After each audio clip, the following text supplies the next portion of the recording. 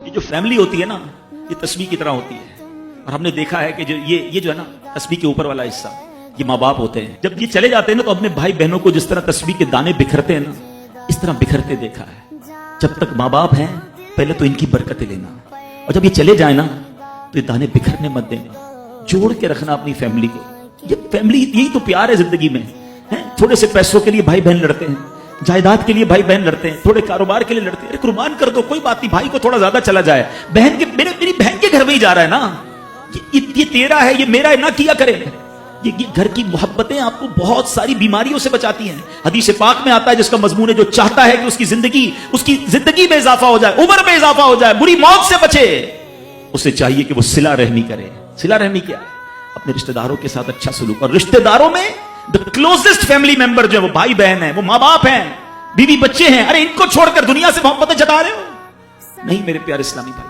تو اپنی بچیوں کے ساتھ اور اپنی بہنوں کے ساتھ بالخصوص اچھا سلوک کرنا. خوش نصیب ہے وہ بھائی جو بہنوں کا مان ہے، خوش نصیب ہے وہ جو والد جو اپنی بچیوں کے ساتھ اچھا برتاؤ کرتا ہے. بہنوں کی دعائیں بھائی کو بہت اوپر لے جاتی ہیں. خوش نصیب ہے وہ بھائی. اچھا ہمارے ایک اور نظام پتہ ہے کیا ہے کہ جب تک ماں باپ کے ساتھ رہ رہے ہیں تو چلے بھائی بہنوں میں پیار ہے. اب بھائی بہنوں میں شادی ہو گئی، سب کی شادیاں ہو گئی اور ماں باپ چلے گئے، تو اب نارملی لوگ اپنی بہنوں کو اگنور کرتے ہیں. اب یار میں تو اپنی بیوی کو دیکھوں گا، اپنے بچوں کو دیکھوں گا، اپنی کمائی کو دیکھوں گا. نہیں، اب بھائی کا کام ہے کہ وہ والد کا کردار ادا کرے، بہنوں کو یہ احساس دلائے کہ تمہارے ماں باپ چلے گئے ہیں مگر تمہارے بھائی زندہ ہیں، ہر مشکل میں تمہارے بھائی تمہارے ساتھ کھڑے ہوں گے.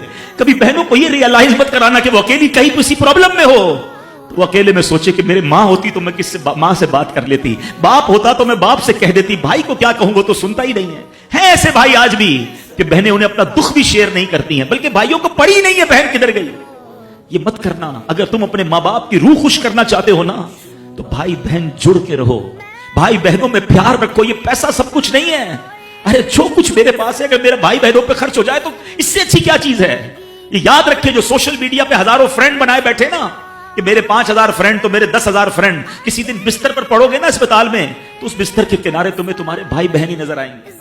اس سوشل میڈیا والا تمہارا جو سارے دن چیٹنگ جس کے ساتھ واٹس ایپ پہ لگے ہوئے ہو نا گروپ میں، کوئی نظر نہیں آئے گا. جب تمہارے گھر میں کوئی بچے کا پرابلم ہوگا رات آدھی رات کو اگر تمہارے گھر کوئی آ کے تمہیں دلاسا دے گا تو تمہارے بھائی بہن ہوں گے. بہنوں کو حقیر نہ سمجھنا، یہ ان لوگوں کے لیے بھی درس ہے. اسلام جب نہیں آیا تھا نا تو بہنوں کے حقوق نہیں تھے، ان کو کوئی ورثے میں حق نہیں دیتا تھا، بہنوں کی شادیاں نہیں کرواتے تھے. مگر آج بھی کچھ قبائل سنا ہے ایسے ہیں، آج بھی بدبخت کچھ لوگ ایسے ہیں جو بہنوں کے حق دبا لیتے ہیں. ارے بہنیں تو غم گسار ہوتی ہیں، بہنیں تو بھائیوں کا مان ہوتی ہیں. ارے بہنیں ہوتی ہیں تو گھر میں رونق ہوتی ہے. ارے بہنوں کو عزت دیا کرو، بہنوں کو پیار دیا کرو. اللہ کے حبیب فرماتے ہیں ایسا بھی ہوا کہ کچھ لوگوں کی ماں باپ جلدی چلے گئے، اب بھائی پر بہنوں کا بوجھ ہے. ایک صحابی کے بارے میں آتا ہے ان کی 6 یا 7 بہنیں تھیں اور سبحان اللہ وہ اپنی بہنوں کو انہوں نے پالا، اپنی بہنوں کو باپ بن کر پالا، ان کے بالوں میں کنگھی بھی کرتے تھے. اور جب بہنوں کی شادیاں ہو گئی، بہنیں بڑی ہو گئی، اپنی شادی تاخیر سے کی اور شادی بھی کسی بیوہ سے کی. پوچھا گیا کہ کیوں بیوہ سے شادی کی؟ کہا میری بہنوں کو ایک ماں کی حاجت تھی، میں کوئی جوان لڑکی لے آتا تو بہنوں کا کیا ہوتا. اللہ اکبر، یہ صحابہ کا انداز. اور آج جو بہنوں کا حق دبا